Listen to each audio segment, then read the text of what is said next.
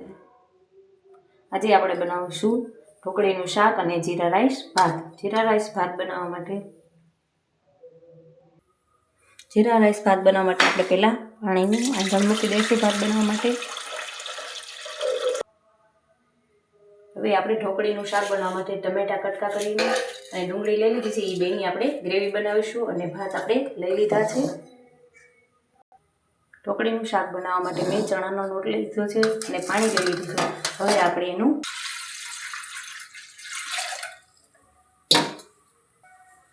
એમાં આપણે થોડી હળદર નાખી દઈશું, થોડી ચટણી નાખી દઈશું,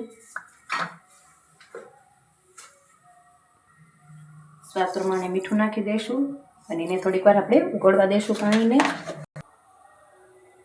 ભાતમાં થોડુંક મીઠું અને થોડુંક તેલ ઉમેરી દઈશું એટલે ભાત આપણા ઉભરાય નહીં। હવે આપણે પાણી એકદમ ઉકળી ગયું છે તો આપણે ભાત નાખી દઈશું।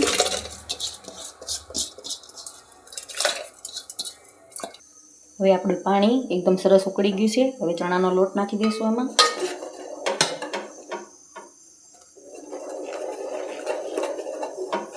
અને સરખુંથી હલાવી નાખશું।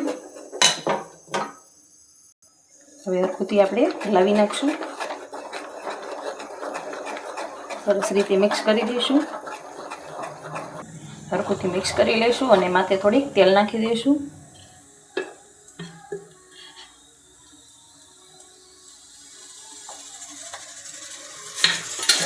એકદમ સરસ રીતે મિક્સ કરી દઈશું।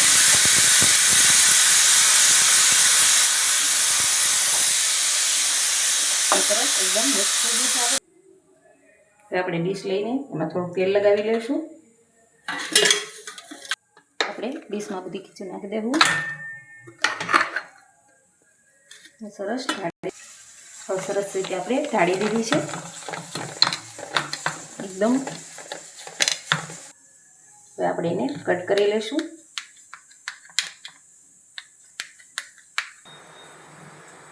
હવે આપણે ઢોકળી ઠરે આપણે ડુંગળીની ગ્રેવી કરી નાખશું। હવે આપણે ટમેટાની ગ્રેવી કરી લઈશું।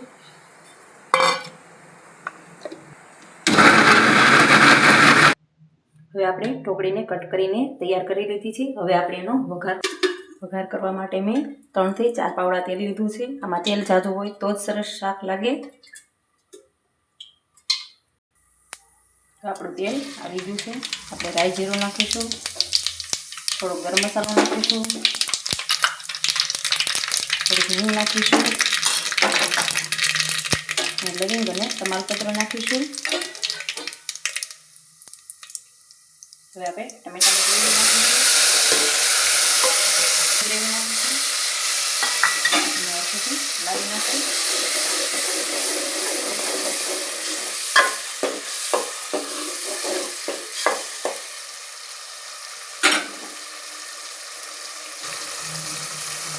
થોડી હળદર નાખીશું, 1 ચમચી ચટણી નાખીશું, 1 ચમચી મેં કાશ્મીરી મરચું લીધું છે, થોડું ધાણા જીરું નાખીશું અને હળવેથી હલાવી નાખશું।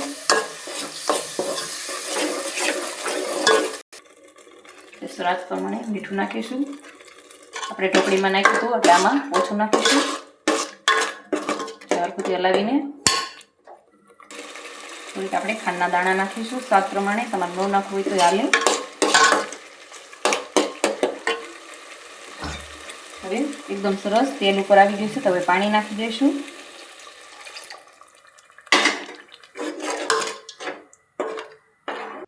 આપણે ઢોકળીનું પાણી ઉકળે તો આપણે ભાતનો વઘાર કરી નાખશું। આપણે જીરા રાઈસનો વઘાર કરવા હાટુથી આપણે થોડુંક તેલ લઈ લઈશું। હવે એકદમ આપણે સરસ ચડી ગયા છે, એકદમ છૂટા ભાત છે। હવે આપણું તેલ આવી ગયું છે, હવે એમાં જીરાનો વઘાર કરી નાખશું।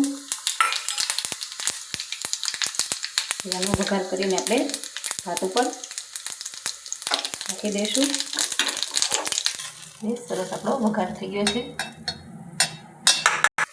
આપણે એકદમ સરસ ઉકળી ગયો છે રસો। હવે આપણે એમાં ઢોકળી નાખી દઈશું અને હળવેથી હલાવી નાખશું।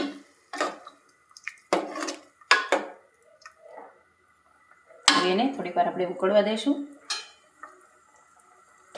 હવે આપણે ઢોકળીનું શાક તૈયાર થઈ ગયું છે, તો માથે આપણે ધાણા નાખી દઈશું અને હળદરી હલાવી નાખશું. તૈયાર છે આપણું ઢોકળીનું શાક. હવે આપણું તૈયાર છે ઢોકળીનું શાક અને જીરા રાઈસ ભાત. જો મારો વિડીયો તમને ગમ્યો હોય તો વિડીયોને લાઇક કરજો, શેર કરજો અને સબસ્ક્રાઈબ કરજો અને વિડીયો જોવાનું ભૂલતા નહીં.